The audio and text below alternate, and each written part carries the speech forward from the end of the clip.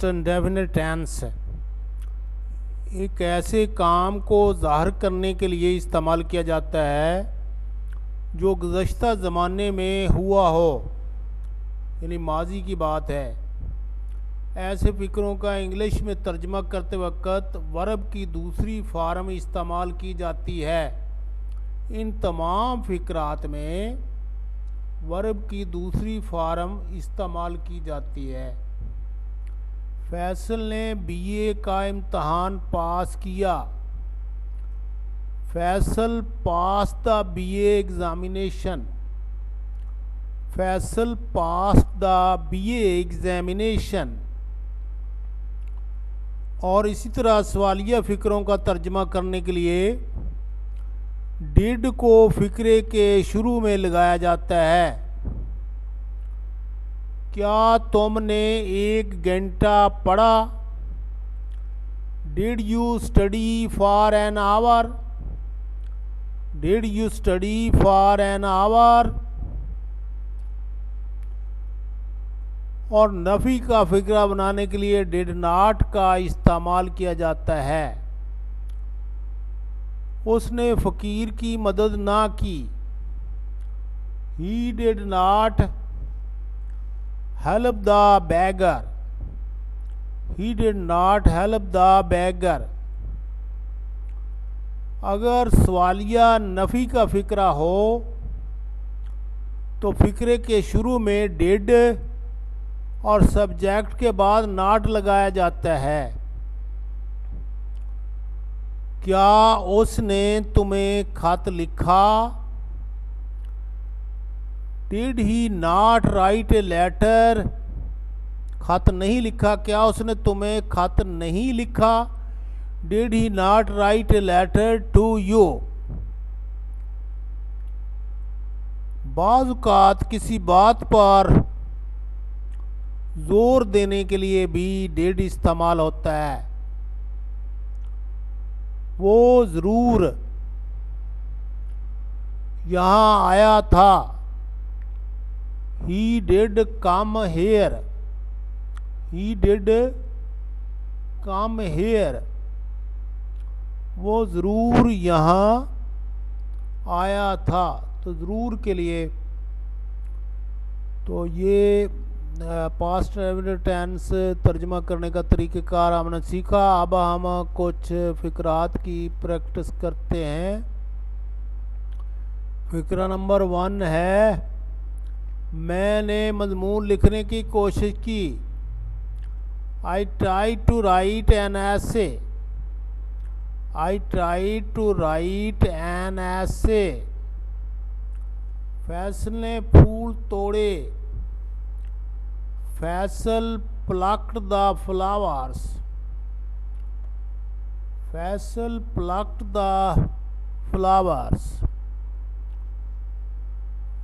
फैसल ने फूल तोड़े। उसने मुझे खाम खा गालियां दी। खाम खा। He abused me for nothing. He abused me for nothing। Called with bad names भी होता है गालियाँ देना, लेकिन abused भी ठीक चल जाता है। He abused me for nothing।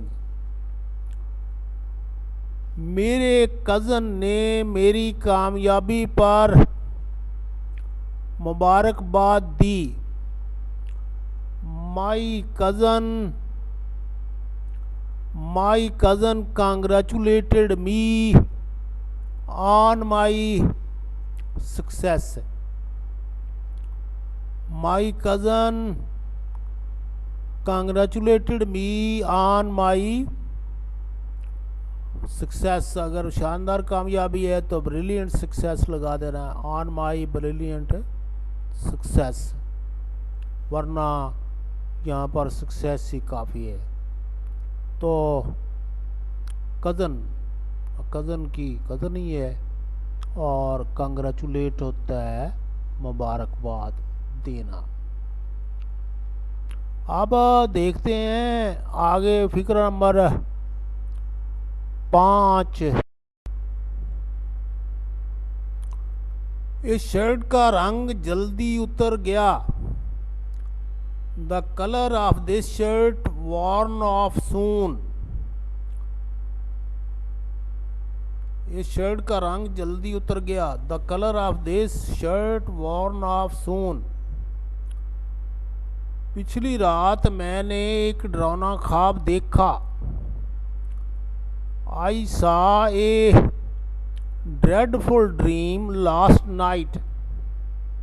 I saw a dreadful dream last night.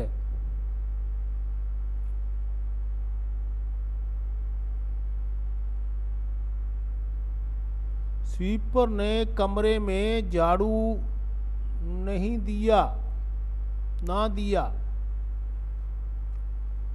Sweeper did not sweep the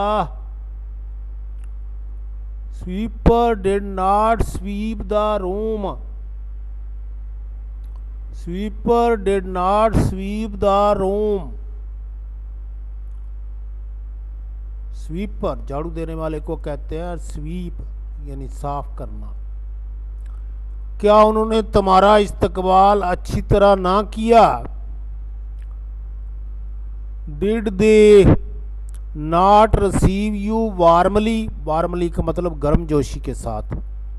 क्या उन्होंने आपका इस्तकबाल गर्मजोशी के साथ नहीं किया? Did they not receive you warmly?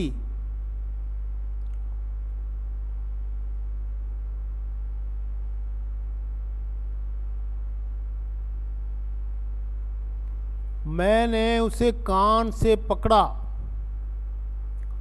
I caught him by ear. I caught him by ear. मेरी नसीहत का तुम पर कोई असर नहीं हुआ। My advice did not fell flat upon you.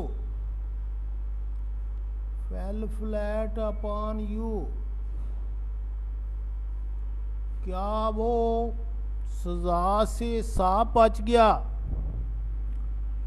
Did he get off scot free? Did he get off scot free? Did he get off scot free? Scot free साफ बच जाना।